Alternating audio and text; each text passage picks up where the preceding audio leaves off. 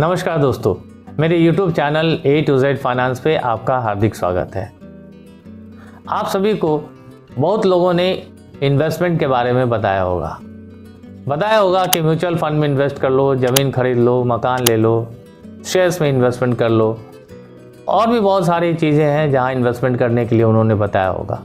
तो क्या आपको किसी ने कहा कि बेटा इंश्योरेंस भी ले लो? नहीं ना। इसका मुख्य दो ही कारण है, मैं बताता हूँ। इसका पहला कारण है कि उन्हें इंश्योरेंस की समझ ही नहीं है, और दूसरा सबसे इम्पॉर्टेंट है कि उनके माइंडसेट में बना हुआ है कि इंश्योरेंस में अगर हम इन्वेस्ट करते हैं तो मेरा पैसा डूब जाता है, बर्बाद हो जाता है। तो चलिए, इस वीडियो को देखने के बाद से आप खुद ही समझ लेंगे कि क्या इंश्योरेंस में इन्वेस्ट करना चाहिए या नहीं। तो चलिए, इस वीडियो को बिना देर किए हुए शुरू करते हैं। मानकर चलिए आपके परिवार में 5 आदमी हैं और कमाने वाले सिर्फ आप हैं। भगवान न करे आपके साथ यदि कोई अनहोनी घटना हो जाए या कोई दुर्घटना हो जाए, या आप इस स्थिति में ना हो कि आप अपने जॉब को कंटिन्यू कर सके, तो ऐसे सिचुएशन के लिए आपने कुछ व्यवस्था करके रखा है, या आप ये सोच में बैठे हुए हैं कि कोई अन्य व्यक्ति आपके परिवार की रिस्पॉन्सिबिलिटी उठा लेगा? सोच के ही डर लग रहा है ना।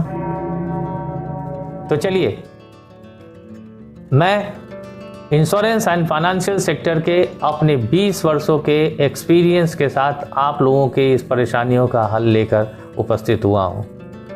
हजारों लोगों ने मुझसे जुड़कर अपना फाइनेंस मैनेज किया है और अपना फ्यूचर भी बनाया है। तो चलिए जानते हैं सबसे पहले कि इंश्योरेंस क्या होता है और ये काम कैसे करता है।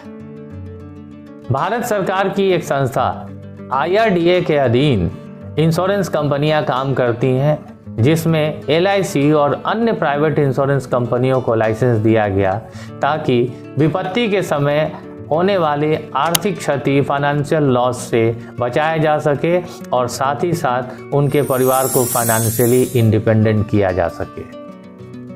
इंश्योरेंस एक लीगल कॉन्ट्रैक्ट है, एग्रीमेंट है जो 2 व्यक्तियों के आपसी सहयोग से बनता है, जिसमें एक इंश्योरेंस कंपनी होती है और दूसरा पॉलिसी होल्डर होता है जिसे बीमा लेना होता है। पॉलिसी होल्डर अपने नियमों के हिसाब से तय करता है, अपने ज़रूरतों के हिसाब से तय करता है कि उसे कितने का इंश्योरेंस लेना है। उसके अनुसार इंश्योरेंस कंपनियां उन्हें एक फिक्स्ड अमाउंट बताती हैं, जिसे कि प्रीमियम कहा जाता है। उसे जमा करने के बाद से उस व्यक्ति का पॉलिसी उस इंश्योरेंस कंपनी के द्वारा किया जाता है। पॉलिसी होने के बाद अगर किसी भी तरह की घटना या दुर्घटना उस व्यक्ति के साथ होती है, तो उसमें पॉलिसी के नियम और शर्तों के अनुसार जो भी आर्थिक लॉस होता है उस व्यक्ति का, वो सारा का सारा लॉस इंश्योरेंस कंपनी अपने तरफ से भरपाई करती है और उसके परिवार को आर्थिक रूप से स्वतंत्र करती है। इसलिए इंश्योरेंस, लाइफ इंश्योरेंस हम लोगों के लिए, हमारे परिवार के लिए बहुत ही ज़रूरत है।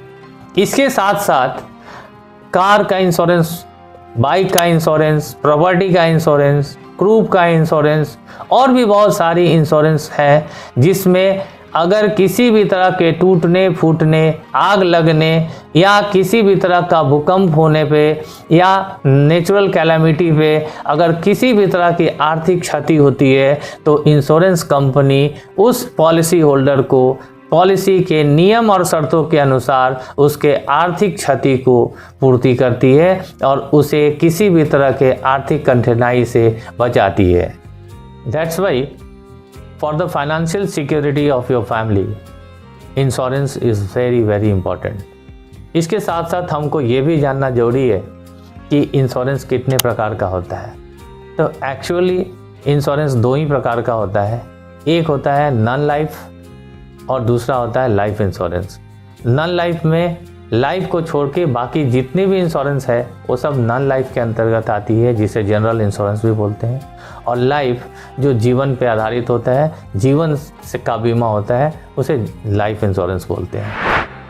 तो अगर आप चाहते हैं कि लाइफ इंश्योरेंस और जनरल इंश्योरेंस पे एक डिटेल वीडियो बनाऊं तो कमेंट बॉक्स में कमेंट ज़रूर करिए।